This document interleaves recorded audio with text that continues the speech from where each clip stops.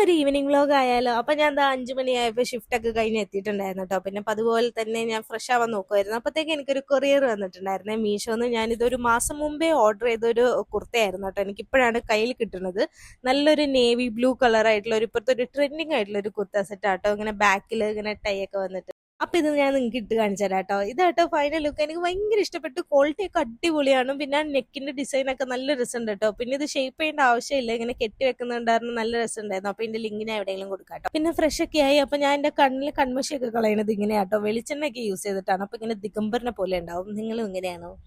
അങ്ങനെ അതിന് ശേഷം ഞാൻ ഒരു ഏത്തപ്പഴമൊക്കെ കഴിച്ചിട്ടാട്ടോ ജിമ്മിൽ പോയിട്ടുണ്ടായിരുന്നത്. ഇന്നായിരുന്നെങ്കിൽ ലെഗ് ഡേ ആയിരുന്നു ഗൈസ്. ആശാനെ ഞാൻ കൊന്നിട്ടുണ്ടായിരുന്നു. നല്ല ഹെവി വർക്കൗട്ട് ആയിരുന്നു കേട്ടോ. എനിക്ക് തീരെ പറ്റിയിട്ടുണ്ടായില്ല. ചത്ത് കീഴടങ്ങിയിട്ട് ഞാൻ ഇങ്ങനെ ഇരിക്കുമായിരുന്നു കേട്ടോ.